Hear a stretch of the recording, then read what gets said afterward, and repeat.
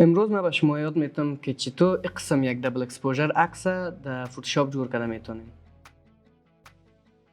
خب اولا ما آمده مدل خود انتخاب میکنیم و عکسی که باعث دبل اکسپوژر استفاده میکنیم اردیشه. در فوتوشاپ اوپن میکنیم. ما میخوایم اولا این مدل خود از بک‌گراند جدا بسازیم. میتونیم که اگر فوتوشاپتان از 2020 ورژنش بالاتر است در ویندوی سلکت آمده اینجا آپشن سابجکت است. اگر کلیک کنین به طور اتومات خود سابجکت تان یا مدل تان کات اوت میشه، میتونین دیده. پس کنترل جی میزنیم و مدل خود در ورک پلیس خود میاریم. من سایزش جور میکنم. به نظرم کمی سایز درسته. خب و بعدا عکسی که باعث دبل اکسپوژر استفاده میشه ما یک انتخاب کردیم میاریم در ورک پلیس خودی را هم. سایزش بسیار کلانه، ایره جور میکنیم. مدل دیده نمیتونیم پس اپاسیتیش کم میکنیم. موقعیتش انتخاب کردم. رایت کلیک کرده بالای سینری خود کرییت کلیپینگ ماسک میکنیم تا چیزایی که اضافی صورت ما نمیخوایم از بین بره. و همین لیر را ما دوپلیکیت میکنیم. رایت کلیک زده میتونین که اینجا دوپلیکیت لیر کنین و یا هم شورتکت کنترل جی استفاده میتونین کنین. یک لیر را هاید میکنیم. فعلا لیر بالایی که از تاپ لیر ما ایره ما فلیپ میکنیم. کنترل تی زده رایت کلیک فلیپ ورتیکال. ایره فلیپ کردیم به خاطر ایره کار داریم که یک افکت میرر خوبش جور کرده بتونیم. خب بالای از این لیر ما یک لیر ماسک جور میکنیم تا بتونیم جایی که ما نمیخوایم او را از بین برده بتونیم.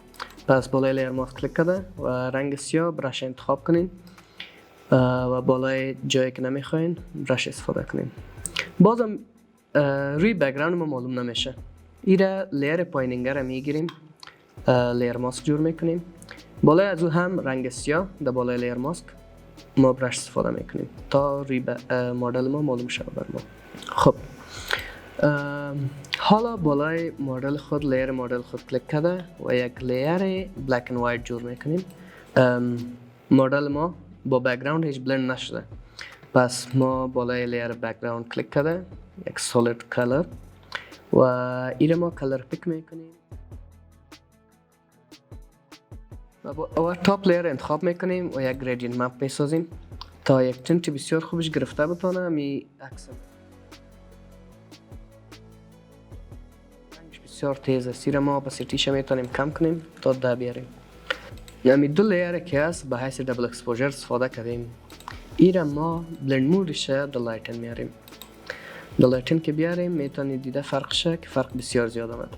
حالا مدل ما برجسته تر شد و ها اگر درشتی های مثل از اینجا وجود داره ایره میتونین که بالای لیر مدل ما که هسته انتخاب کرده بالای ازی هم یک لیر ماسک جور کنیم و برش سیاه را گرفته جایی که میخوایم که گم شوه یا درشتیش گم کنیم میتونیم بالای از استفاده کنیم. مثلا اینجا